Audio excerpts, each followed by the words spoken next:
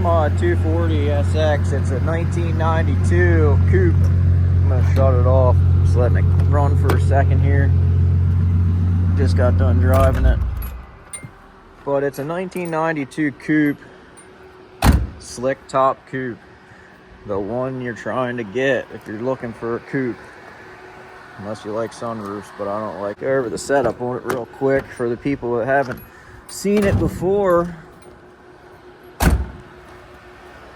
The fans are on a temperature switch, so they're gonna run unless I unplug them. Series 2 rb25, stock internals, stock head gaskets, stock studs. The only thing that's been off of it is the valve covers, and it's had a new timing belt before. So that's pretty much it for that there. Stock internal motor, basically at damn near the limit for stock internals is where I'm at pretty much. To be like safe and reliable, they say 500 wheel horsepower area is about that limit. Unless you're running 85, you can go a little higher, but I'm not. So I'm on pump gas, and I run usually about a 50-50 blend of 100 octane and 93 octane. That's what I had it on when I got it tuned, and that's what I just run in it. So a little less chance of detonation with that 100 in there. G3770 Pulsar turbo. I've had no problems with the turbo so far, and I've had it on here for 2 years now, so pretty good turbo for the money. I would recommend one of them. I mean, I would get another one, and for half the price or less of a Garrett for the same turbo, pretty much, it's pretty good turbo. So we got the 6-boost manifold. Got that from Australia. I think took like 6 months to get that thing in here. Really, the only modifications you need to make to fit that real quick is this line right here, this front head drain. I just cut it. As you can see, it used to bend in there. I just cut it off here and did rubber hose, high temperature rubber hose from there down, and then just did this heat sheathing on it. I haven't had any issues out of that yet. I did get a AN fitting line, and I never put it on. I just did it like that, and it fits so good, I just left it like that. I got a Harley fueling oil pressure gauge on here because I thought I broke the oil pump the one time in it, but really it was fine. It was just getting into my head that something was wrong with it when it wasn't. True Focus Fab catch can, tucked. That's a sweet catch can, I like that a lot. And I got the radium fittings here for it too on the valve covers that swivel, which are cool. I really want to get rid of this pipe here and put this blow off valve here and put this hose here going just straight into here. Make that like that, get rid of that whole mess, because that's way too close to the hot side. I did have a turbo blanket on there, but I need to order another one. The one was getting pretty hammered. It was 2 years old, and springs were all broken and stuff, and it just wasn't in good shape, so I got rid of it. So it's got a 50mm per gate on there, Turbo Smart. Can't really see it, but then with the hood exit out through this nice little bit of rust in it, Sylvia hood that so many people cried about when I cut a hole in it, and it's not even that clean. It's got rust right here. They're like, oh, that's like $1 million hood. It's like, it's rusty there, and it's got a little rust there that you can see. This hood's not that great. That's why I didn't really care about it. It's more of a function car than a looks car. That's the only rust on the whole car, though, actually, is right there on the hood. The rest of the car is rust free. In the interior here, that's pretty much it for the motor. I got a 300ZX MAF, which that's maxed out. Everything on this thing's maxed out besides the injectors. They're close. They're 1050s. They're running at a good rate right now, actually. Radium fuel pressure regulator. Running the stock fuel pressure. Then all that's unnecessary. I ran the stock fuel pressure regulator on this thing and the stock fuel rail the whole way up until 450 wheel horsepower for years, and it was fine. So stock fuel pressure, and I had 740cc injectors then. This is 1050s with a full radium rail with the little pulse dampener and all the fuel pressure regulator and the gauge, and that's all on swivels too. That's what's awesome about radium. The stuff is so good to plumb into your engine compartment because everything swivels. It's freaking amazing. But this has split fire coil packs, Some people don't like them, but I've had them in here for 6 or 7 years now. 2 different motors, same coil packs, and they just work for me, so I'm keeping them. As long as they don't give me any issues, I'm running them, because stuff for this thing's so expensive. It's like probably, you can put $1,000 into coil packs easy. These were like $750 back then, $650, $750 area with shipping for the real Splitfires, the blue ones. So I got a Nishimoto radiator in here with no brackets. I need to do that eventually. I keep saying it, but I don't do it. It's a S13KA DE power steering pump. Chase bays, full Gen 2 kit with a K-fab rack in the front. So this thing has 0 steering angle mod to it. It just has a K-fab brand new rack in it, and that's it. So I'd like to do something about that eventually. It's 5-lug swap. And then I got Brembo blank rotors the whole way around and did yellow, PVC yellow pads, which actually, for not doing a big brake upgrade, this thing, it stops pretty good actually. It's got 255s on it. A lot of people probably ask the wheel spec just because it's pretty wide, but it's about as big as I could fit on a stock body car rolled. Actually, if it was lower, it would fit pretty good actually and look better. The front coilovers are seized up, so dual projector Sylvia lights in it. All the arms on it are adjustable. Has like the full ISR Pro kit on the rear. Welded diff, same diff for 6 going on 7 years, same diff, maybe 8 years now, I don't know. It's going on a long time with that stock diff and stock axles. So the people that are like, oh, you might as well upgrade your axles and your diff and all that, that's a waste. Unless you're like drag racing it or you're trying to drift it with like huge tires that are super sticky. These are 255 40 17. So if you're running something that size or smaller, you'd be all right probably. That's my radio, JBL clip. And I got the Takatas here, the Drift 2s. I want to get a set of them. They're real comfortable. And I got the same NRG 300 or whatever, 301, whatever the one with the suede is. And I did the planted mounts with the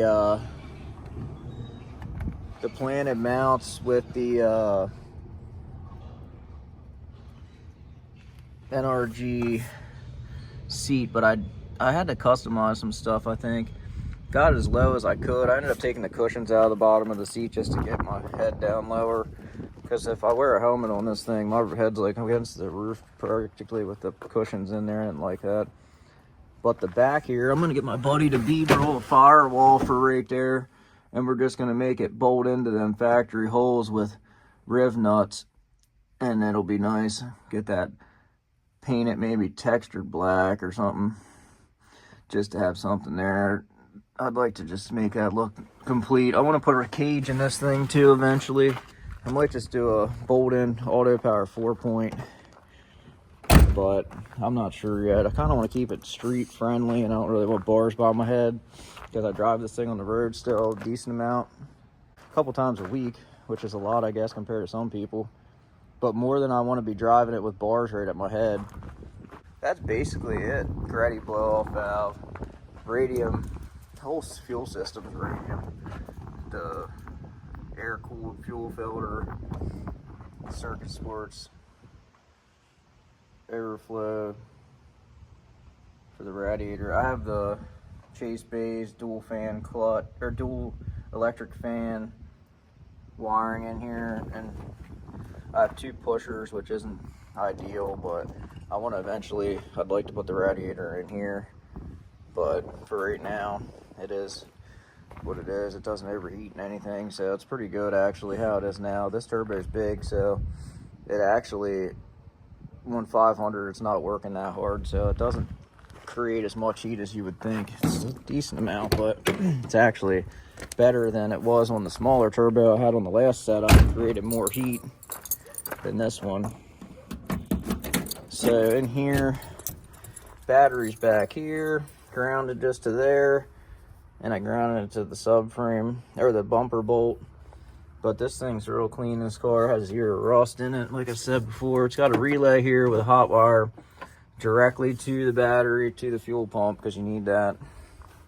And I have like a lightning audio fuse link or whatever they call it in here for the power cable, so in case anything would happen and it would start arcing or something, it would blow that instead of burning the car to the ground, hopefully. But that's basically it for back here. It's pretty simple. 25% tint on the windows. And like I said, I think the coilovers are Tanabe Sustec Pros. They actually ride really good. They're the ones with the little springs and the bigger springs, so they're pretty nice coilovers. They're just furs up in the front. They're old. I had these on like 3 different cars. The ISR Pro tension arms on the front too. This car feels pretty balanced though, honestly. Like, people say that RB makes it feel front end heavy. This one here, I mean, you got maybe like 1 inch to the motor to the firewall. It's super far back. Like, you have to pull the motor and tranny out together to be able to get the tranny out of the car. I've done it before in it, but it was such a pain in the ass. Like, it'd been easier just to pull the whole swap. But yeah, we'll look under this thing real fast. You can see it has no rust. That flex joint there is starting to rattle, which is annoying. That custom 3-inch exhaust, my buddy made the downpipe. You can't really see it from here, but it has a brand new R34 GTT transmission. But it's got, you can see the rails are mint. There's no rust at all on this thing. So it came from down south, the shell. There's the transmission. That thing is brand new. It was when I put it in two or 3 years ago. But yeah, that's pretty much it for the car. Has a spec stage 2 plus clutch in it, 1-piece drive shaft, obviously, GK Tech cooling panel, just stupid stuff. Hallman manual boost controller. Pretty simple setup. 102 sensor. Nothing crazy. Stock intake manifolds maxed out. I got to the max of that. Anything over 500, it's like around close to 500 horsepower. The torque just goes up and the horsepower stays the same. So the max horsepower for one of them intakes is right about 500 depending on your setup. But the torque, if you had a built bottom end, man, you could make massive torque on that intake if you turned it up. But on the stock internals, torque breaks them, so we kept it down a little bit. But this setup on low boost was like 478 wheel horsepower at 18.5 pounds and 427 torque. And on 22.5 pounds, it made 518 and 467 torque, something like that, or 477. The torque was going up pretty high though, and we were like, we probably ought to back her down. So I don't run it on high boost all the time much. I just run it on, I mean, it's not a lot of difference between that. It's like 40 some horsepower, but that could be the difference between blowing it up or not blowing it up. I usually just run it on about 19, so it's about 480, 90 horsepower range.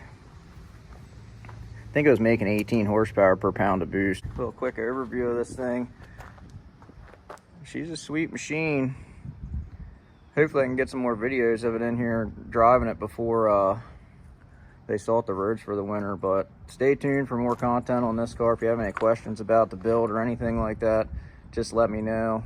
I got some future plans for it, but right now I'm trying to finish that 64 F100 for my grandpa, so everything else is kind of on the back burner right now. And this is how tight I have to get this car, backing it in here every time. Like, basically without curving my rims on the wall. Gotta get it that tight to be able to fit the 180 in here. I just backed that in here. I should make a video on that. That's hard to do. But then I'll pull the 180 in just like this, like right in here, close as I can to that, and I'll have just enough room to open the door.